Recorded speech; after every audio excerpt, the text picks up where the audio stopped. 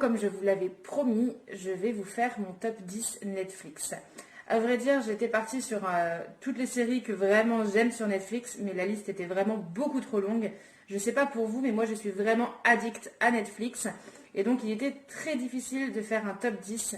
Mais j'avais commencé une vidéo où où je vous expliquais tout simplement toutes les séries que vraiment j'aime, que je porte dans mon cœur sur Netflix. Mais la vidéo était beaucoup trop longue, elle faisait 30 minutes.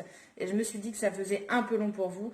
Donc du coup, je me suis lancée pour faire un top 10. Je vais faire un top 10, mais ça ne sera pas, disons, dans le sens des séries que je préfère. Ça partira pas de top 1, top 2, top 3, top 4. Je vais vraiment vous annoncer les 10 que j'aime beaucoup, avec une, en l'occurrence, qui fait vraiment partie de la première série que vraiment je mets sur le podium numéro 1. Du coup, c'est parti. Pour la première série, et donc c'est celle que je préfère sur Netflix, ce sera La Reina del Flow. La Reina del Flow, pour ceux qui ne connaissent pas, elle est magnifique. Elle n'existe pas en version française, en revanche elle est sous-titrée. C'est une série colombienne qui est basée sur le drame, la drogue, la musique. En fait, c'est l'histoire d'une nana qui adore la chanson, qui écrit des textes, etc. Et en fait, elle se retrouve avec deux garçons qui adorent aussi la musique et qui rappent. Donc, ils vont vouloir se retrouver pour collaborer ensemble grâce à ces textes qu'ils trouvent magnifiques. Donc, de là, ils essayent de percer dans la musique, sauf qu'il se passe beaucoup de choses. Et si vous voulez, cette nana-là, elle se retrouve avec de la drogue dans ses bagages pour partir aux États-Unis où ils veulent aller percer dans un label. Sauf que, comme elle est interpellée, elle se retrouve en prison. Donc, 17 ans plus tard, je crois, quelque chose comme ça, elle se retrouve libérée et donc elle passe un pacte avec les forces de l'ordre là-bas, les autorités. Et donc, elle va essayer de prendre sa revanche sur ce qu'il s'est passé. Et elle va essayer surtout de comprendre ce qu'il s'est passé depuis toutes ces années. C'est vraiment une série au top. Il y a 82 épisodes dans la première saison, donc accrochez-vous. Mais honnêtement, si vous aimez la musique, si vous aimez vraiment le suspense, le drame, etc., c'est une série qui peut vraiment vous plaire. La saison 2, elle est en cours de tournage depuis quelques mois. Je ne sais pas quand est-ce qu'elle va sortir pour le moment. C'est pas annoncé sur Netflix, mais je suis beaucoup l'actrice Carolina Ramirez, si je ne me trompe pas, sur ses réseaux. Elle en parle beaucoup et donc on a vraiment hâte que la saison 2 puisse sortir. Pour la numéro 2, ce sera Working Moms. Donc comme je le disais, je ne le dis pas dans l'ordre des séries que je préfère. Working Moms, c'est une série vraiment délirante. Ce sont plusieurs mamans en fait qui se retrouvent en congé maternité. Donc elles se retrouvent comme une genre de crèche où elles se retrouvent toutes ensemble avec leur bébé. Elles parlent entre elles, etc. Et c'est souvent elles sont au bout de leur vie, limite les enfants, elles se sont demandé pourquoi elles en ont fait, etc. C'est vraiment hyper drôle, c'est très hilarant, j'aime beaucoup. Pour la troisième, ce sera Élite. Alors, la voix ne va pas parler en même temps que la vidéo, ce qui est tout à fait normal, parce qu'en fait, j'étais en train de vous raconter le dernier épisode de la première saison, donc j'avais pas envie de spoiler, clairement. J'ai eu beaucoup de mal à vous expliquer la série, donc du coup, je vous laisse voir le résumé. En fait, c'est trois personnes qui intègrent un lycée, trois personnes qui viennent d'un milieu, on va dire moyen, modeste, contrairement à cette école prestigieuse dont fait partie les lycéens dans cette série-là. Et donc, ils vont devoir s'intégrer, ça va être difficile au sein de cette école prestigieuse de s'intégrer avec les autres. Donc voilà, comme je vous le disais, en fait, dans cette vidéo, je vous invite simplement à voir la bande-annonce. Netflix, moi je passe des soirées à regarder des bandes-annonces. Oui, je suis folle, mais réellement, pourquoi je le fais? Parce que ça me permet de mettre plusieurs séries dans ma liste sur Netflix. Et donc, il y a des soirs, j'ai pas besoin d'aller chercher ce que je vais regarder. Je sais déjà, j'ai plusieurs séries ou films que j'ai mis dans ma liste et j'ai plus qu'à aller les regarder. Et en général, je suis pas déçue car je sais plutôt à quoi m'attendre. Donc, c'est quand même assez bien. Ça permet de ne pas perdre de temps parce que parfois, on peut mettre 20 minutes à choisir quelque chose et puis finalement, on en est déçu. Donc voilà, moi je procède comme ça. Quatrième série, Intimidation. Alors cette série, elle est vraiment top aussi, j'aime beaucoup, il y a beaucoup de suspense.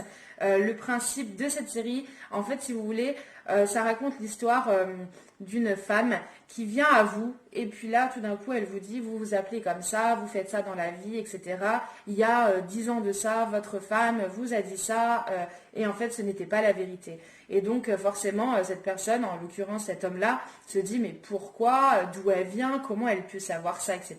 Mais il fait pas trop attention à ça. Mais il va quand même essayer de savoir si ce qu'elle a dit est vrai auprès de sa femme, en l'occurrence à ce moment-là.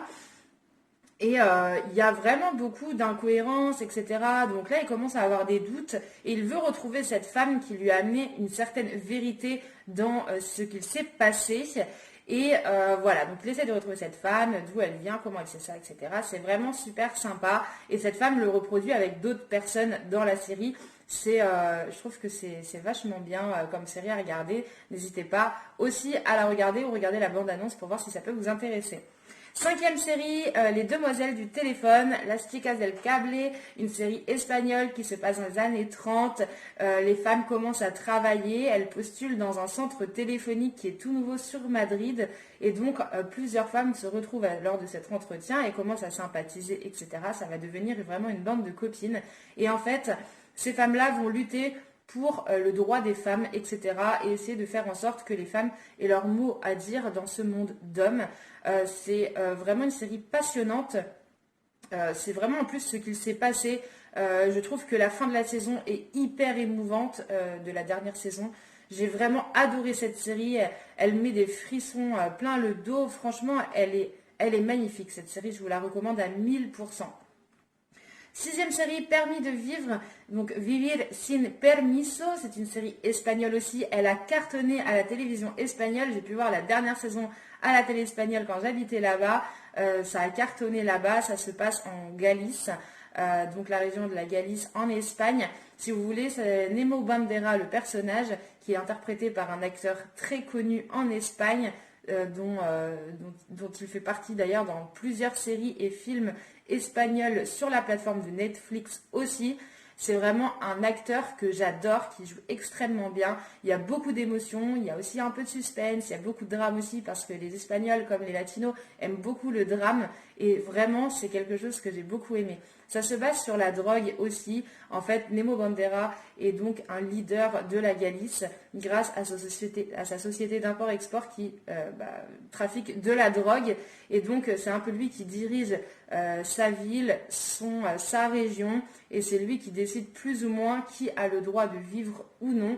D'où le titre Permis de vivre.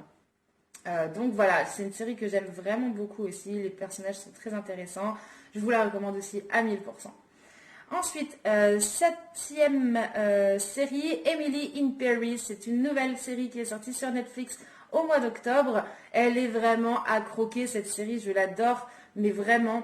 En fait, si vous voulez, c'est le producteur de celui qui a créé Sex and the City en l'occurrence.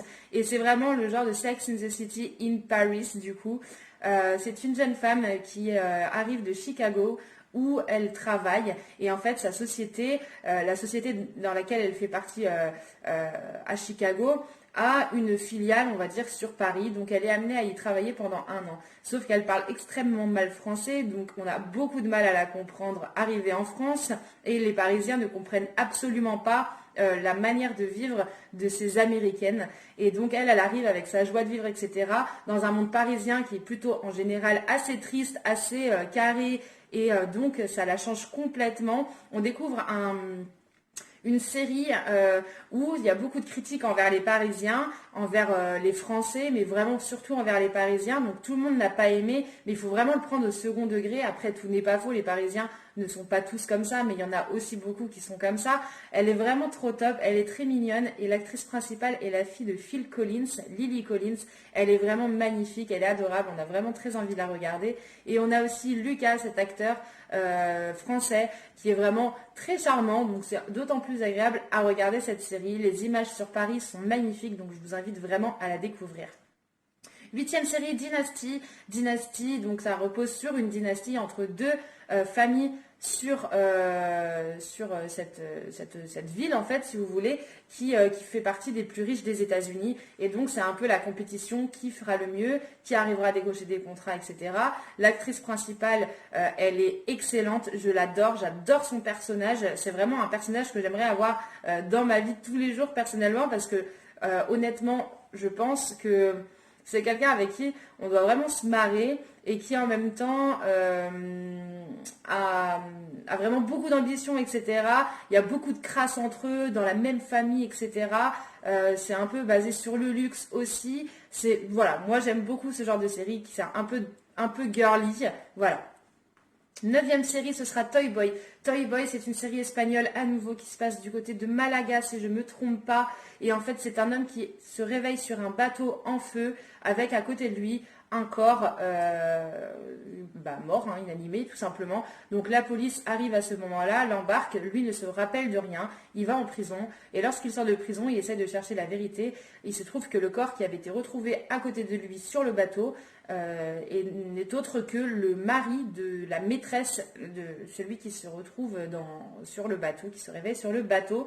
Je ne sais pas si je suis très explicite, si vous arrivez à comprendre ce que je suis en train de dire, mais toujours pareil, vous pouvez aller voir la bande-annonce qui est vraiment pas mal aussi, je pense que ça vous donnera envie.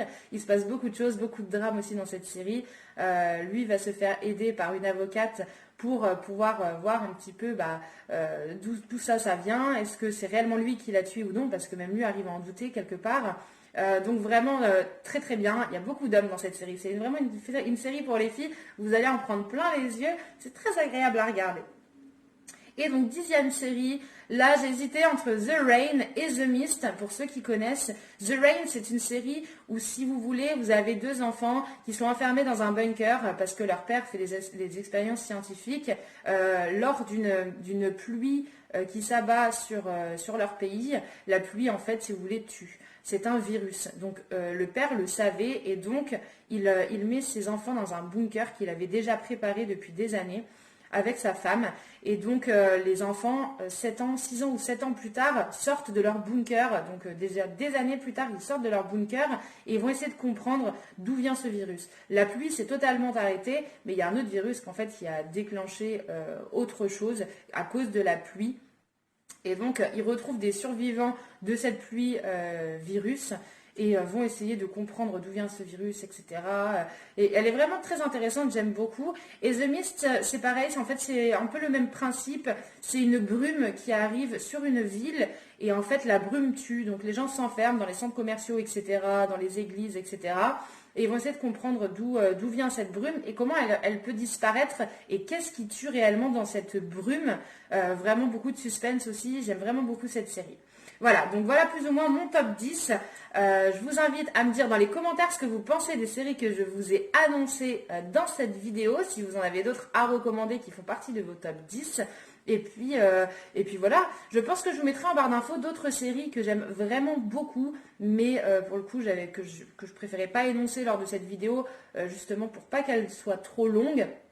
Donc voilà, si vous avez aimé la vidéo, n'hésitez pas à mettre un petit like. Si vous voulez également vous abonner à ma chaîne, n'hésitez pas et à activer la cloche des notifications pour savoir lorsque je mettrai une nouvelle vidéo sur YouTube.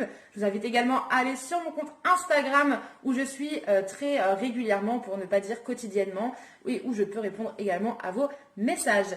C'est tout pour moi. Voilà, écoutez, je vous fais des gros bisous et puis je vous dis à plus tard. Ciao, ciao.